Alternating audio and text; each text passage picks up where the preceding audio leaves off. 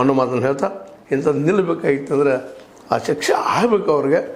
ಮತ್ತು ಸಮಾಜವನ್ನು ಸೇರಿಸಂತ ಅವ್ರು ತಿರಸ್ಕಾರ ನೋಡುವಂಥ ಪ್ರವೃತ್ತಿ ಬೆಳೆಸಬೇಕಾಗಿದೆ. ಅದು ನಮ್ಮ ದುರಂತ ಏನಪ್ಪ, ನಾವು ಅವರನ್ನು ಗೌರವಿಸಿ ದೊಡ್ಡವ್ರ ಪದ ಕರಿತೀವಿ, ದುಡ್ಡಿದ್ದವು ದೊಡ್ಡಪ್ಪ ಅಂತೇಳಿ ಪರಿಸ್ಥಿತಿ ಹಂಗಾಗ್ಯದ.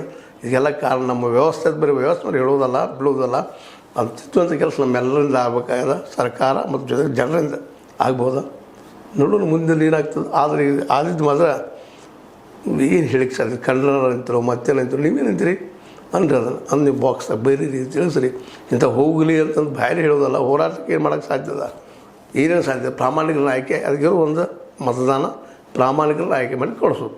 ಅದು ಸಾಧ್ಯನ ನಿಮ್ಮಿಂದ? ಅದು ಯಾವಾಗ ಸಾಧ್ಯ ಆಗ್ತದೋ ಆಗ ಮಾತ್ರ ವ್ಯವಸ್ಥೆ ಬದಲಾಗ್ಬೋದು. ಇಲ್ಲಾಂದರೆ ಇದು ಹಿಂಗೆ ನಾವು ಹಂಗೆ ಹೇಳೋದು ನೀವು ಕೇಳೋದು ಅದು ನಡೆಯುದನ್ನರಿ ಅನ್ನುವಂಥ ಮಾತು ಅಂತ ಹೇಳ್ತಾ, ಇದು ನೀವು ಲೈಕ್ ಆಗಿರ್ಬೋದು. ಲೈಕ್ ಮಾಡಿ, ಶೇರ್ ಮಾಡಿ, ಕಾಮೆಂಟ್ ಮಾಡಿ, ಜೊತೆ S16 ನ್ಯೂಸ್ ಸತ್ಯಚಿತ್ರನದು ಸತ್ಯದ ಕೈಗಳಲ್ಲಿ ವಂದನೆಗಳು. ಆತ್ಮೀಯ ಸಾರ್ವಜನಿಕರಲ್ಲಿ H16 ಅರ್ಥಾತ್ ಸೀತಾರಾಮದಿಂದ ಒಂದು ಮನವಿ. ಈ ಸಂಸ್ಥೆ ಭ್ರಷ್ಟಾಚಾರ, ಅನ್ಯಾಯ, ಅತ್ಯಾಚಾರಗಳಿಂದ ನೊಂದವರ ವೇದಿಕೆ. ಅನ್ಯಾಯಕೋರರ, ಭೂಗಳ್ಳರ, ನಶಾ ಸಾರಾಯಿ ಮಾಫಿಯಾಗಳ ವಿರುದ್ಧದ ಧ್ವನಿ. ರೈತರ, ಕೂಲಿಕಾರ, ಕಾರ್ಮಿಕರ, ಬಿದ್ದ ಸಮುದಾಯ ಜನರ ಧ್ವನಿ.